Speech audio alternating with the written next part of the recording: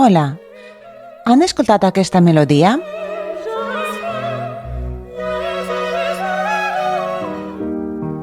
I aquesta altra? I per exemple aquesta?